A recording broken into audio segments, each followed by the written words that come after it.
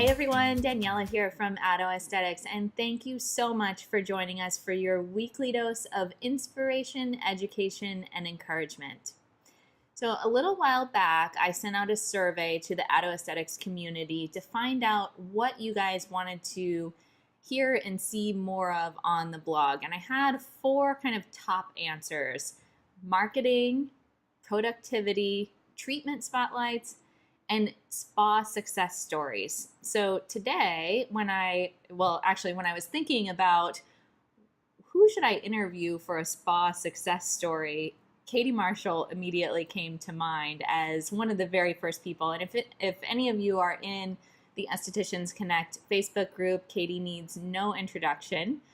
She has really carved out a place for herself there as someone who is certainly an expert on product knowledge, a successful solo esthetician, and someone who's always willing to help and comment for the other members in the group. So today I wanted to share Katie's story with you guys, let you get to know her a little bit better.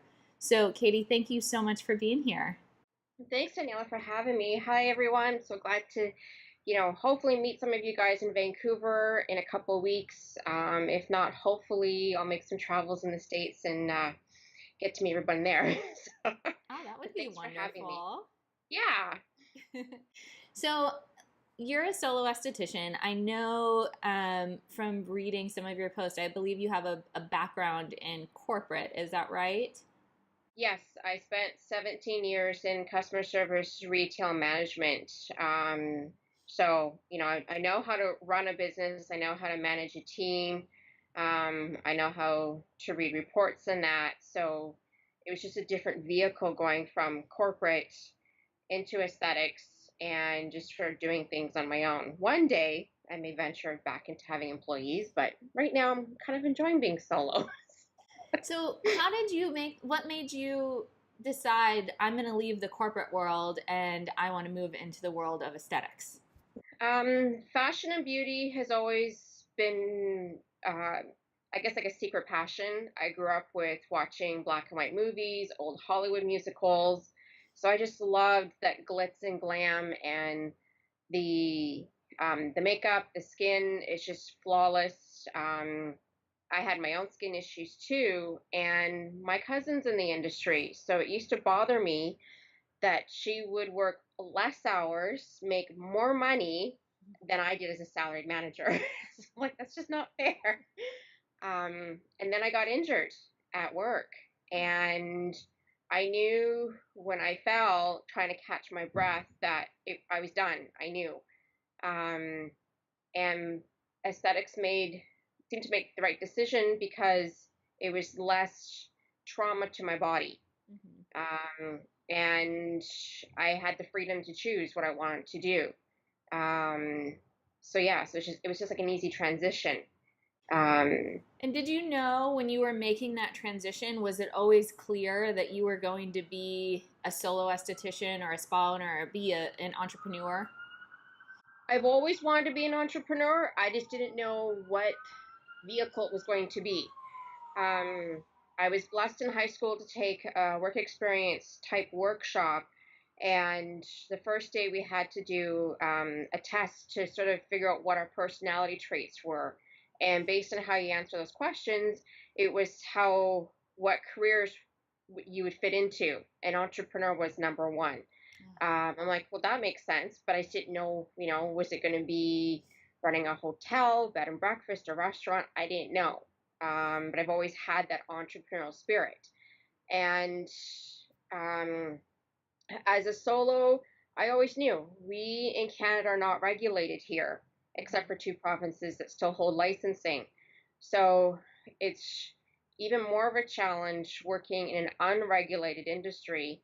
And as a solo, I felt safer because I wasn't going to have to fight for my ethics, fight for integrity, um, and all the problems that you usually have when you have a boss that doesn't know the spa industry. Mm-hmm. And I didn't want to be bullied to lose my job over it because I'm like, well, I understand you have bills to pay, but this is a contraindication for this client. I'm saving you from a lawsuit.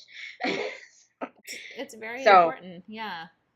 it made sense for me to stay solo. because it's unregulated. I mean, it's a blessing and a curse. It's hard being a solo, absolutely, but I don't regret my decision at all. So, what do you think has been the greatest challenge for you as a solo esthetician, and what have you done to kind of overcome that challenge? It's harder to gain clients. Mm. Um, I hear that talked about quite a bit in quite a the bit, group. Hmm. we're not regulated here, so I've always made sure that when I use social media or blog, that I'm coming from an expert position. Hmm. Because here in Canada, you don't even have to go to a beauty school to get a piece of paper that says you're an esthetician to go and do waxing or chemical peels and that. Oh wow. So coming in from knowledge and using that as okay, this gal really knows her stuff. Hmm. Um, I think you've done a great job of that. Thank you. It sets me apart, right? Because you want to, yes, there are other legitimate estheticians in my community, but they're not, most of them are not solo. They work for a spa. So I just always come in a position that, I know what I know. And if Hmm. I don't know, I'm going to find out. Um, and of course, making decisions, it's hard. Is it the right decision? I'm blessed to have colleagues that I can rely on and go, hey, I had this idea. What do you think? My husband's a great sounding board. He doesn't always agree, but he supports and respects. Um, and it gets lonely sometimes, Oh yeah, the life of an right? entrepreneur. Yes, Yeah, it's very it does lonely get sometimes. lonely. Um, so my community has got a couple of women only entrepreneur network groups. Hmm. So, women's needs are a little different than men's needs in as an entrepreneur. We're much more emotional, obviously. Um, but having that relatable thing that, we're women, we're entrepreneurs, we're strong-minded, strong-willed, opinionated, but we have that uh, common that, we want to be successful, so we support each other. Hmm. So you mentioned that you really want to, you focus on educating yourself as your competitive advantage, if you will. So that's really what sets you apart. Correct. And I think that's very clear. We've all been able to see how much knowledge you have just by your comments and whatnot in the Facebook group. So where do you how do you get this knowledge? How much time do you spend educating yourself? I know there's books, I know there's webinars, I know there's workshops, and for me personally, I feel like I learned the most when I was working and when I am working in a medical setting, because I was able to shadow a physician, I was able to attend conferences that were med only conferences. But going solo, it seems like you don't necessarily have access to a doctor 24/7 that you can No, learn from, so I it's I'm curious how much time you spend, educating yourself, and then where you find your information. I've been very resourceful. When I started participating in the Facebook groups for estheticians, you know really quickly who the smart ones are. And it's been great to, sorry about the phone, um, private message them and going, I admire you, blah, blah, blah. Where can I get more of this information that you speak of?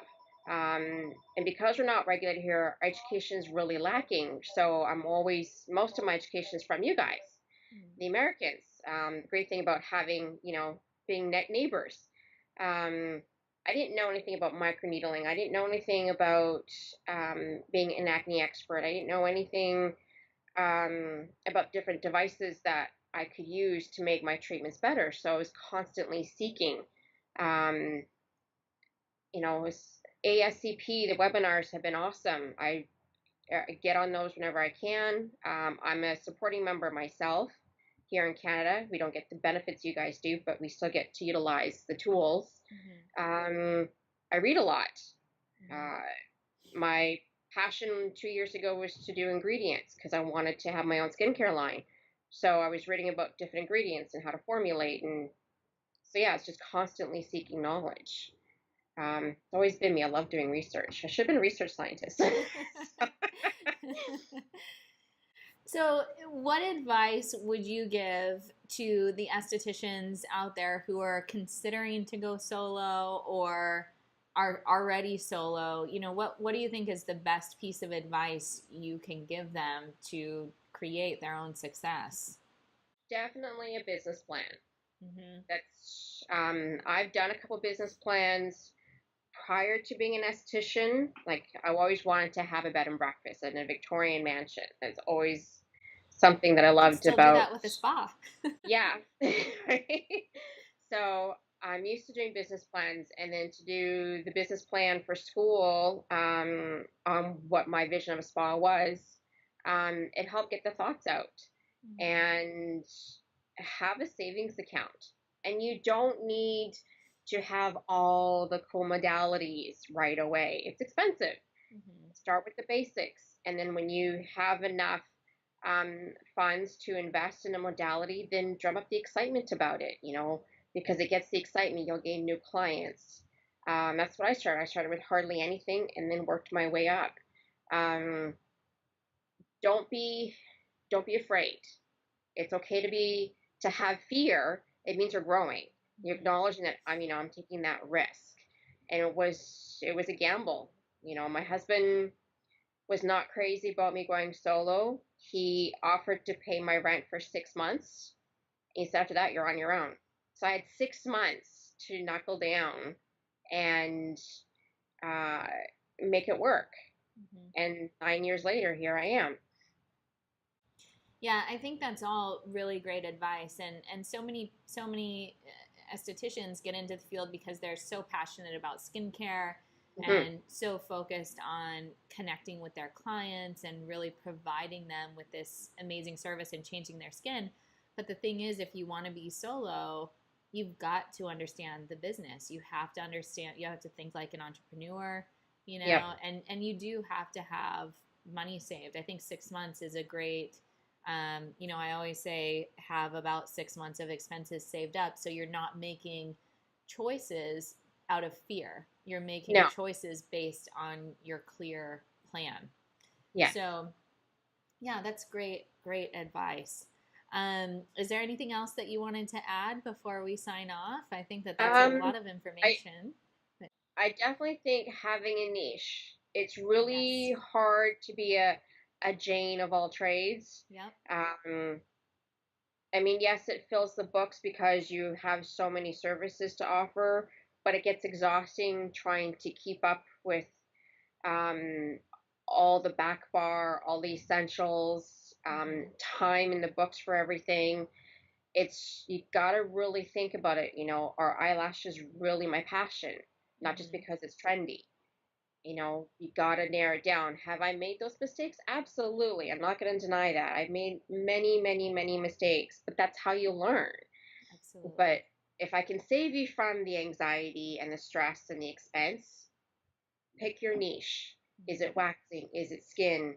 Is it body treatments? And just go with that, because really, as a solo, you're better off having a niche. Oh, I agree with that 100%. One of my best girlfriends says the brand that does everything is the brand that does nothing. Yep, And it I does agree. make sense to have, to think in your head, "Oh, I want to offer all of these services," but it doesn't work You that way. can't. The more No. specialized you can be, the better. Yep. So, And I've learned that the last year and a bit, my business has completely flourished, mm, the last 18 months, because I let go of a couple services. I didn't want to, because there's that guilt, right? Letting mhm, down my clients. But really, it wasn't a profitable service.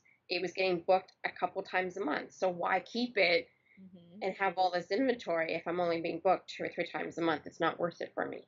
As soon as I let that go, all of a sudden my books were being filled. I'm like, okay, this is working. So what else can I take off the menu, right? And that's the thing. When you realize that what your passion is and you let everything else go, I mean, there's enough business for everybody. Oh yeah. Let the bigger spas with the employees do everything. But Mhm. you yourself as a solo really need to have a niche. It'll save you a lot of stress, a lot of anxiety. You'll make more money. You'll be happier because there's that life work balance. Awesome It's so advice. much. Awesome advice. Very Thanks. good. Well, I know that all of the estheticians that are watching, they're gonna love to see you on camera, and more than just the typing, and which is great. But I think that you really provided some wonderful advice for the other estheticians who are planning to go solo or who are already solo. So thank you so much for that. Thanks for having me on a platform that I can share this. Oh, Uh, yes. love to do this again one day. Of course. Of course. Sounds wonderful. Have to come visit you in Hawaii. Oh, please do.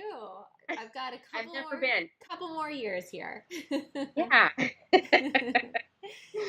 Perfect. Well, thank you everyone for watching, and until next time, keep making the world